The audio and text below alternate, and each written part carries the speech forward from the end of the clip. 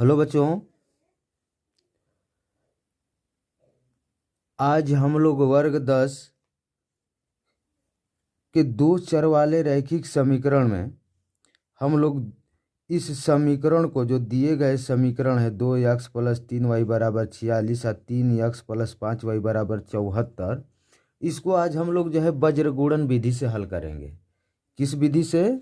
तो वज्र गुणन विधि से हल करेंगे। देखिए, वज्र गुणन विधि जो है कोई खास बड़ी नहीं है, यानी आप जितना कठिन समझ रहे हैं उतना कठिन नहीं है।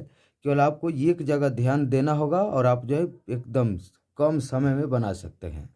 देखिए क्या करना है हमको कि वज्र गुणन बनाने के लिए हमको जो है सबसे पहले कुछ यहाँ पर लेंगे डायग्राम। इस तरह से इसको जो है यहाँ से इस तरह से मिला दीजिए और इसको इस तरह से मिला देते हैं। ठीक, थोड़ा सा स्पेस लीजिएगा, यहाँ से थोड़ा सा लेकर फिर वही काम करना है। इसको इससे मिला दीजिए और इसको इससे मिला देते हैं। ठीक अब फिर यहाँ पर ले लेते हैं, इसको इससे मिला दीजिए और इसको इससे मिला दिए। ठीक, क्या करना है देखिए, तो सबसे पहले जो है इसमें आपको जो है a1 का मान लिखना होगा। किसका मान? a1 का मान। देखिए a1 का मान कितना होगा? देखिए a1 और a2 किसका गुणांक होता है? तो x का होता है। तो यहाँ पर a1 का जो मान हो जाएगा कितना हो जाएगा? तो 2। कितना होगा? 2। a2 का मान कितना हो जाएगा? तो 3 हो जाएगा। फिर देखिए अब यहाँ पर हम लोग लेते हैं b1 का मान, b1 और b2 का। तो देखिए b1 का मान जो है y वाला में चलेंगे, y का गुणांक होगा। तो यहाँ पर कितना हो जाएगा? 1 3 होगा। b2 का मान कितना होगा? 5 होगा।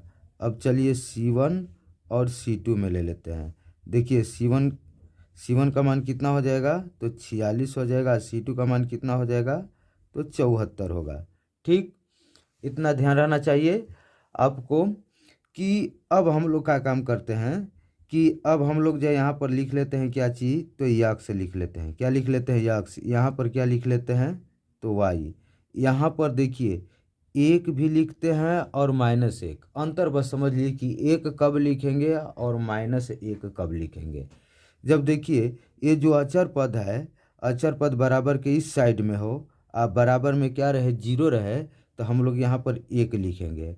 और जब बराबर की अचर राशि जो है, अचर पद जो है बराबर के दायां पक्ष में रहेगा, तो आपको क्या लेना है? तो -1 ले लेना है। अंतर कुछ नहीं है। जब बराबर ये जो पद है इधर पक्षांतर कर कर बराबर में 0 दिया रहेगा, तो क्या रख लेना है?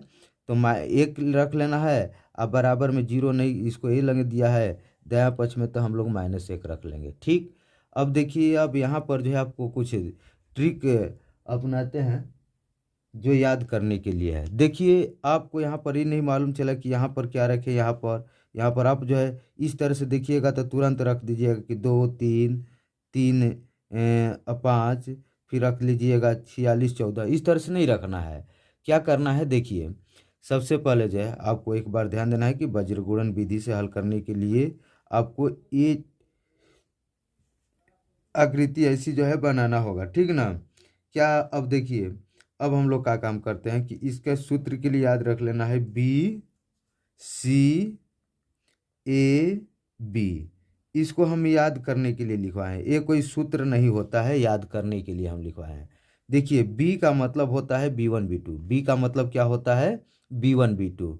याद रखिएगा कि ये जो है आपका सूत्र नहीं है, ये सूत्र नहीं है, केवल याद करने के लिए बताया गया है कि B से क्या रखेंगे? तो B1 B2। तो देखिए यहाँ पर B1, यहाँ पर B2 का मान रखना। तो B1 का मान कितना है? तो 3। और B2 का मान कितना है? तो है आपका 5। कितना है? 5। यहाँ पर देखिए B का काम खत्म। अब C आ रहा है, तो C से C1 C2 रखेंगे। तो C का मान कितना है? तो C1 का मान है आपका 46। कितना है? 46। यहाँ पे कितना हो जाएगा? तो 74 होगा। कितना होगा? 74 हो जाएगा।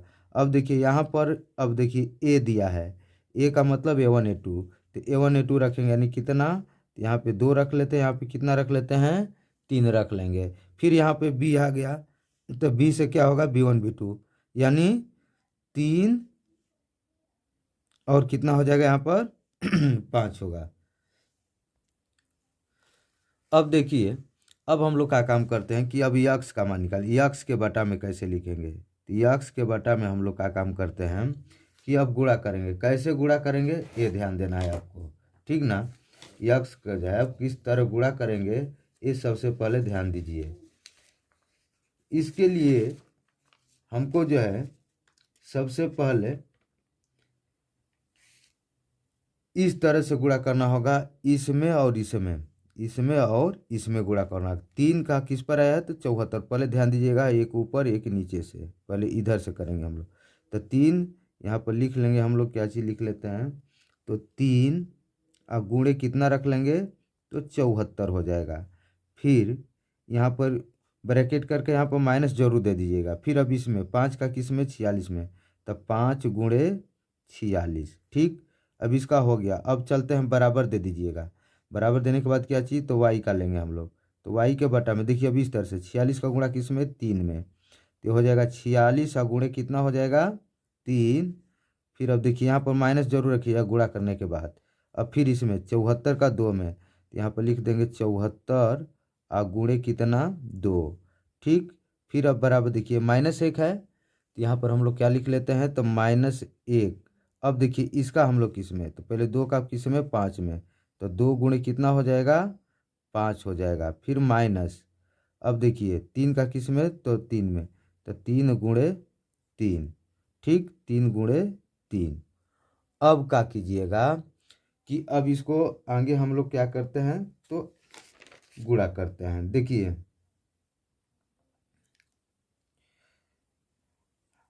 अब 3 में यक्स बटा में देखिए इसमें गुणा कीजिए, 3 चौका कितना होगा तो 12 हो जाएगा, और 3 साते 21 से कितना हो जाएगा तो 22 होगा, ठीक। अब का काम कीजिए, अब देखिए यहाँ पर माइनस रख लीजिए, इसमें कोई चीज़ नहीं है तो डायरेक्ट गुणा कीजिए। 5 छक्का कितना होगा तो आपका हो जाएगा 5 छक्का 30, यानी 5 छक्का 30 हो जाएगा, और 5 चौका 20 और 3 33, 330 होगा। कितना होगा 330, ठीक। तो एक बार और गुणा करते हैं। देखिए 5 छक्का 30 और 5 चौका 20 और 5 चौका 20 और 3 23 होगा, यानी 230 होगा। कितना होगा 230 हो जाएगा।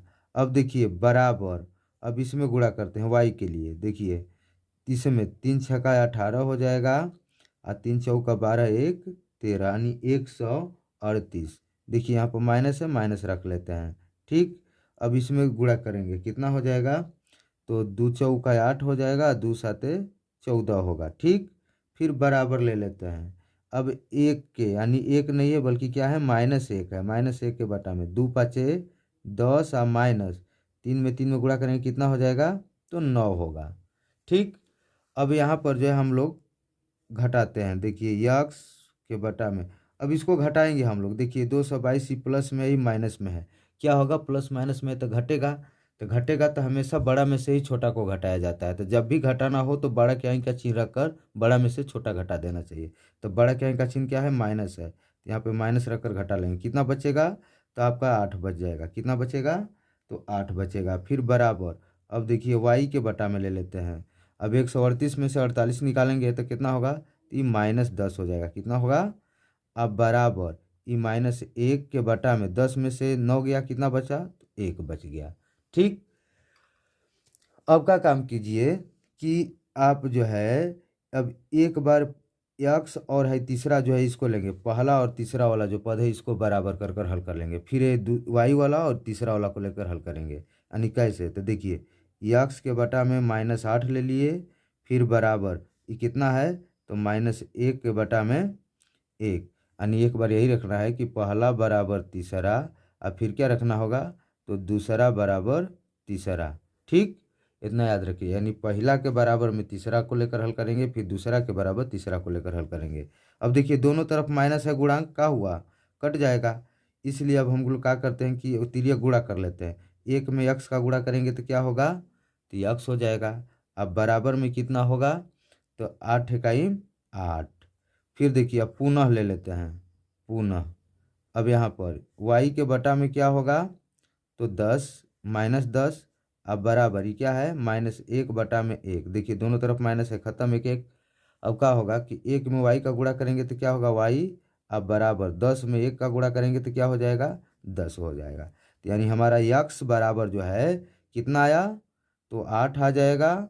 और y बराबर कितना होगा, तो 10 होगा। यही क्या हो जाएगा, दोनों आंसर हो जाएगा। ठीक, आपको उम्मीद है पूरा समझ में आ गया होगा।